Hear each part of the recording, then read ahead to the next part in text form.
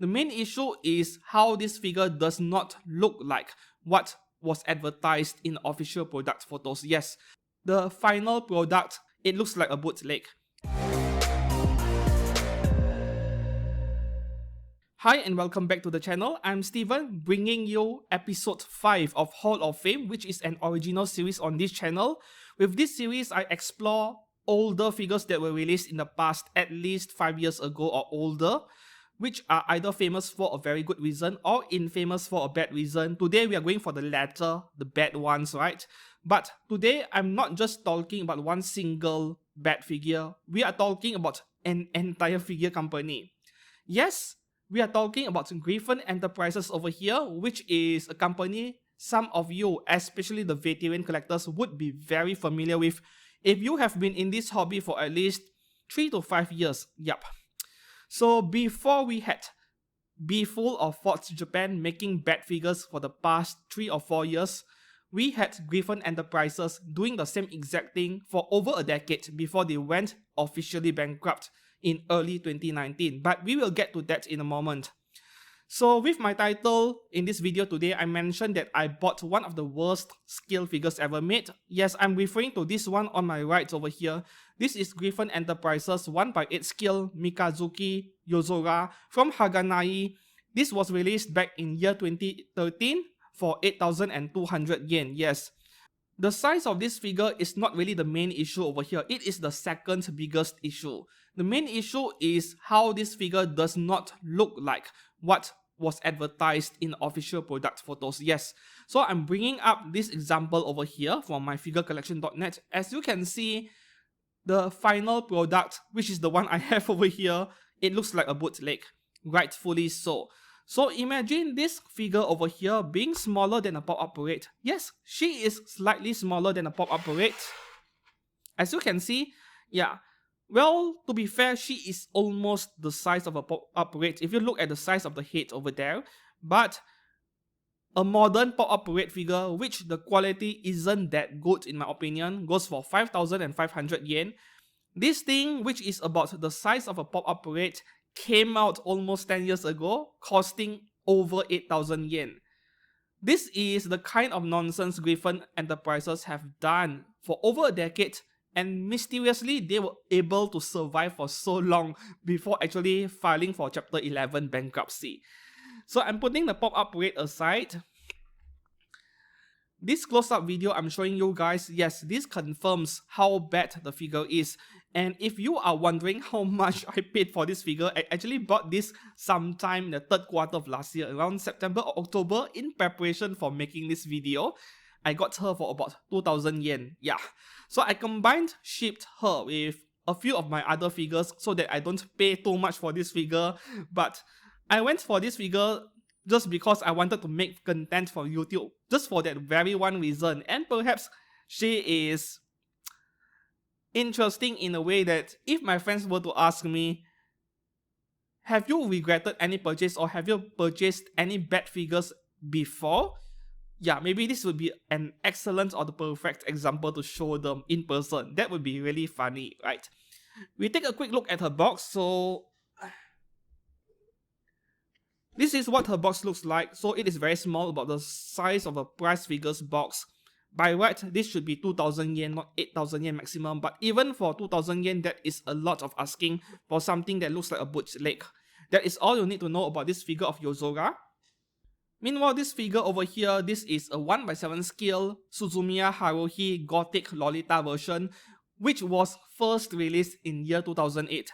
And then she was re-released twice, once in year 2011 and once in 2013. And in both re-releases, there were no price increases. From 2008 to 2013, all three releases were 7,500 yen. So the funny part about Griffon Enterprises is that they are extremely inconsistent. Their inconsistency is very extreme to the extent where they made figures that were really good, especially for the Toho product line. They made a lot of Toho figures that were kind of decent. And then on the other hand, the very same company would come out with garbage like this, which is kind of weird. It feels like these figures came from completely different companies. I'm not sure how these figure companies work behind the scenes. I don't work in the figure industry. As you can see, this is so unstable, should just fall over. So I don't really know how the figure industry works behind the scenes, but personally I believe that not every figure by this one company is actually made by them. Some figures are being outsourced to an unnamed third-party factory, white label factory. That is what I personally suspect, and it is still happening today. That is the only way to explain the extreme inconsistencies from product to product. So with this figure of Haruhi over here, yeah, I got her almost 10 years ago. I think 8 or 9 years ago for this 7,000 yen price tag. I posted this meme on Griffon Enterprises in myfigurecollection.net like 5 years ago. It went viral. It was the picture of the day on the front page of the website for 24 hours, and that was enough to draw a lot of comments from other figure collectors expressing their experiences with this company, all of their horror stories or other examples. That was how I got to know this figure of Yozora actually. So that picture is still available. It is still there. If you want to check out all of the comments from other users, other collectors, the link is in the description below. It was very entertaining. Yep. So the thing with Griffon is that although some of their figures were really bad, I mean, you look at this figure of Yaya in this meme, it looks like she is chewing on some intestines in a horror show instead of a ribbon. But regardless of that, she became very rare and expensive in the aftermarket. This is the one thing I can't understand about the Japanese figure market. It is weird, right? Understandably, there are not many figures of Yaya being made. I think the only other two, the other one is by Griffon as well, and there was one by Kotobukiya. The Kotobukiya version is so much better. Why would you go for the Griffon one and pay over 30,000 yen for it in the aftermarket? One of the main reasons why some Griffon Enterprises figures become so rare and expensive and how they were able to survive for so long, for over a decade, is because of their strategy where they went for characters that are either unpopular like side characters in an anime, or they go for characters from less popular seasonal anime. They'll make figures from those characters where people asked for, but other big companies, they are unwilling to make because they won't make a lot of money off it. Griffon took advantage. They make these less popular characters and then they rushed out the products.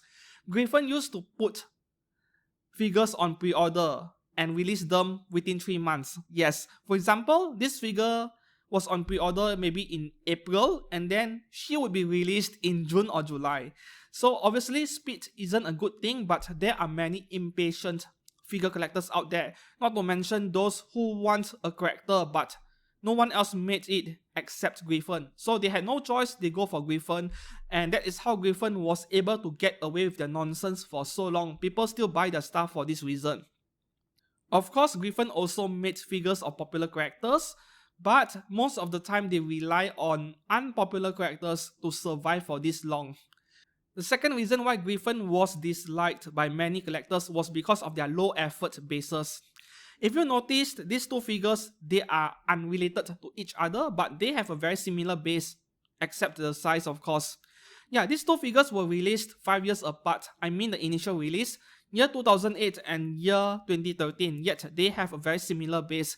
So what Griffon did was that they used the same base over and over again for maybe across a decade on hundreds of different figures, with the only difference being their size or the nameplate in front. Yeah, so look at this nonsense over here. Yeah, these are Griffon bases from other Griffon figures. I do have other Griffon figures, but they are at home and they are very old. But I got them for dirt cheap anyway, long ago. So they use the same bases and sometimes they gave their figures bases that are too huge and they occupy too much space in a shelf, which is something we figure collectors struggle with. Space, we don't appreciate that at all. We don't want giant bases unnecessarily. Look at this example over here. The bases are comically huge. So that is the second issue with Griffon, the bases. Of course, not all Griffon figures were bad. Their Toho figures were famous for its quality. They are very decent. This figure of Reimu, for example, it was famous back then to an extent, I would say she deserves a Hall of Fame video for my channel, but I don't own that figure. And buying that figure nowadays, well, she is still rather expensive. And I would rather spend that money on newer release figures. I even made a joke out of Griffon Enterprise figures like this one over here. Look at this Li Fa over here. I actually made this as a joke that back then. I got this figure of Li Fa from a Chinese website, from a Taobao seller actually, for also about 15 US dollars. Yeah, they were clearing stock. They had no idea what to do with her. They sold her for 15 US dollars, so I picked her up and I made this as a joke, as a meme to what we saw in the Sword Art Online anime. Yeah. Around year 2016, if my memory served me correctly, they changed their name from Griffon to Grand Toys. Though a rebranding isn't really going to save them if they continue to make bad figures, right? However, the rebranding is partly due to their shift in focus. They went from making anime character figures to X-rated figures that are based on artwork. Basically what Bfull has been doing for the past couple of years. So those X-rated figures were also bad. They are not very good. And eventually, they stopped releasing figures. A lot of their figures under the Grand Toys brand name will continue to be delayed and delayed over and over again. And eventually, they went bankrupt sometime in year 2018, but officially on the 22nd of January 2019. Yahoo Japan actually published an article, a news on Griffon's bankruptcy back in January 2019. But I just found out yesterday that the article has already been erased when I was trying to screenshot it to use it for today's video. So why is that the case? Your guess is as good as mine, but I wouldn't read too much into it. Maybe they are just getting rid of old content to clear up space. So that concludes my video on Griffon Enterprises. Do you own figures made by this company and what do you think about them? Let me know down in the comments below. I would love to hear your story on your Griffon figures. And thank you very much for watching. See you guys again soon and goodbye.